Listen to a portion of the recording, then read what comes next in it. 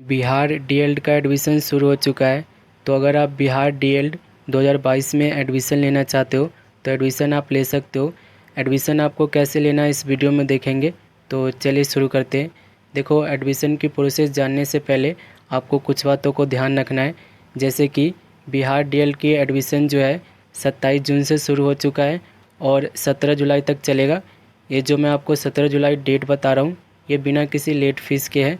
तो अगर आप 17 जुलाई तक एडमिशन ले लेते हो तो आपको लेट फ़ीस पे नहीं करना पड़ेगा। ठीक है, अब हम फ़ीस की बात करते हैं। तो फीस में आप देखो, जो जनरल कैटेगरी के स्टूडेंट है और अनरिजर्व कैटेगरी के स्टूडेंट है उनके लिए 950 रुपये रखी गई है फ़ीस। और जो SC ST और दिव्यांग है उनके लिए 700 रुपये फ़ीस रखी गई है। तो इस बात का आपको ध्यान रखना है। और डॉक्यूमेंट में आपको नॉर्मल डॉक्यूमेंट लगने वाला है। जैसे कि आपको एक फ़ोटो चाहिए होगा, आपका सिग्नेचर लगेगा, आधार कार्ड लगेगा, 10वीं और 12वीं की मार्कशीट आपको चाहिए होगी। ठीक है, और आपको कास्ट सर्टिफिकेट, कैरेक्टर सर्टिफिकेट, ये सब तो हम अभी अपलोड करने ही वाले हैं, आपको पता चल जाएगा। तो अब बढ़ते हम एडमिशन की तरफ। बिहार डीएलएड एडमिशन के लिए आपको सिंपली क्या करना है कि एक वेब ब्राउज़र ओपन कर लेना है और आपको सर्च करना है BSEB, आपको दिख रहा होगा टैब में। और इसे आपको सर्च करने के बाद देखोगे कि आपके सामने ऐसा इंटरफेस आएगा। यहाँ पे आपको एक लिंक मिलेगा BSEB डैशबोर्ड, आपको सिंपली इस पर क्लिक कर देना है। और क्लिक करने के बाद ये आपके सामने कुछ ऐसा इंटरफेस आएगा।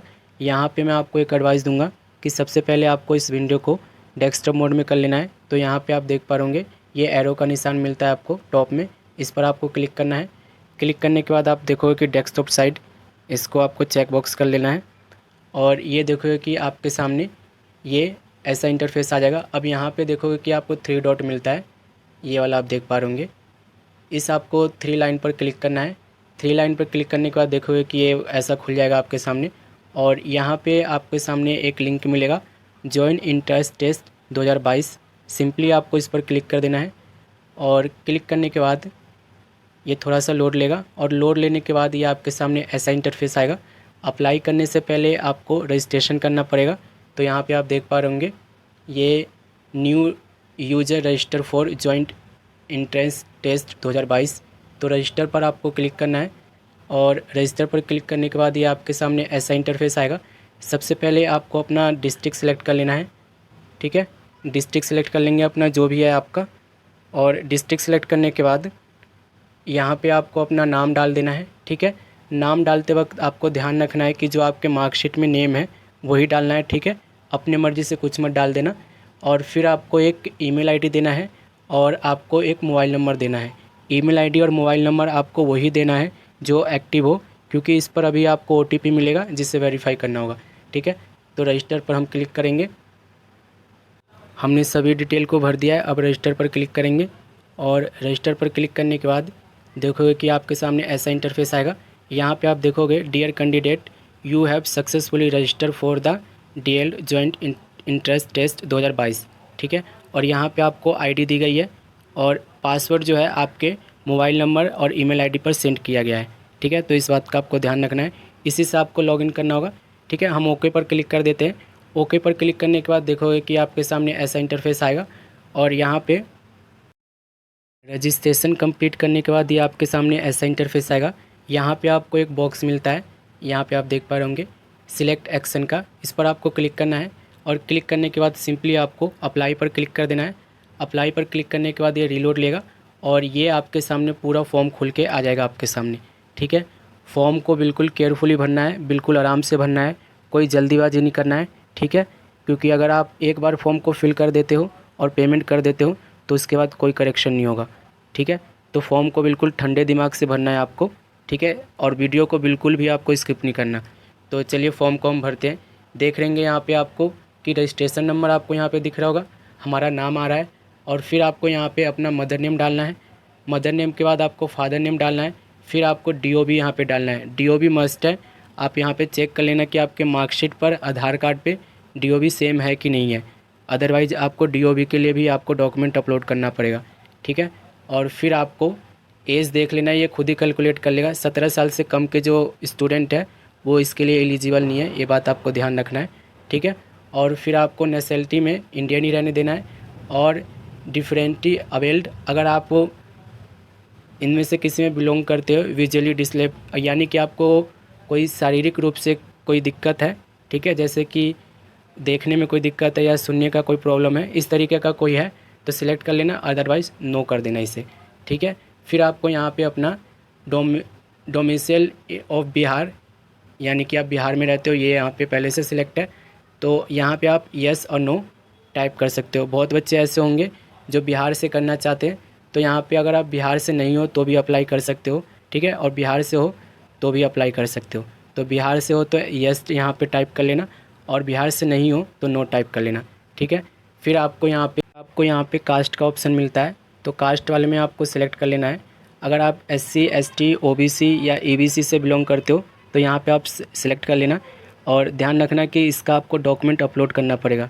तो अगर आपके पास डॉक्यूमेंट है यानी कि सर्टिफिकेट है तभी आप यहाँ पे सिलेक्ट कर लेना, अदरवाइज़ अनरिजर्व यहाँ पे सेलेक्ट कर लेना, ठीक है। फिर उसके बाद आपको यहाँ पे ये आप देख पा रहोगे, अगर आप एक्स सर्विसमैन है तो यहाँ पे यस कर लेना, और नहीं है तो नो कर लेना, ठीक है। फिर आपको यहाँ पे are you dependent of freedom fighter, अगर आप हो तो यहाँ से सिलेक्ट कर लेना, अदरवाइज़ नो सिलेक्ट कर लेना, ठीक है। अब आपको यहाँ पे अपना आधार नंबर डालना है, तो ठीक है, आधार नंबर यहाँ पे डाल देते हैं हम। आधार नंबर डालने के बाद आपको चेक मार्क पर क्लिक कर देना है। अब यहाँ पे आपको 10वीं और 12वीं की डिटेल आपको फिल करनी है। तो सबसे पहले आप 10वीं की डिटेल करोगे। 10वीं में आपको बताना है सबसे पहले कि बोर्ड नेम क्या है, यानी कि अगर आपने CBSE से किया है तो CBSE डालोगे, बिहार बोर्ड से किया है तो बिहार बोर्ड डालोगे, ठीक है। जो भी स्टेट से आपने 10वीं की है उसकी डिटेल यहाँ पे भरोगे, और फिर आपको रोल कोड डालना है और रोल नंबर डालना है। किस ईयर में आप पास आउट हुए हो ये बताना है आपको। मार्क्स कितने आए थे ये आपको यहाँ पे बताना है। डिवीज़न अगर आपके में कोई है तो यहाँ पे आप डाल सकते हो, परसेंटेज यहाँ पे बता दोगे। ठीक उसी तरीके से आपको यहाँ पे 12वीं क्लास की डिटेल भरनी है। 12वीं क्लास आपने कहाँ से किया था वो बताओगे यहाँ पे। फिर आपको रोल कोड बताना है यहाँ पे, और रोल नंबर बताना है। फिर आपको पासिंग ईयर, किस ईयर में आपने 12वीं क्लास पास आउट हुए हो, ठीक है। और फिर आपको मार्क्स कितने उसमें आए थे, और 12वीं में कोई डिवीज़न था तो यहाँ पे आप डिवीज़न लिख सकते हो, फर्स्ट थर्ड सेकंड जो भी हो, और नहीं है तो कोई बात नहीं, इसको ऐसे ही छोड़ देना, और परसेंटेज यहाँ पे अपना बता देना, ठीक है। फिर आपको ये भरने के बाद यहाँ पे आप देखोगे सभी डिटेल को फिल करने के बाद आपको सिंपली अप्लाई पर क्लिक करना है। आप देख पा रहे होंगे हमने सारी डिटेल को फिल करने के बाद अप्लाई पर क्लिक किया है, तो ये कॉन्ग्रेचुलेसन का विंडो ओपन हुआ है। आप यहाँ पे देख पा रहे होंगे सक्सेसफुली सबमिट, यानी कि अप्लाई हो चुका है।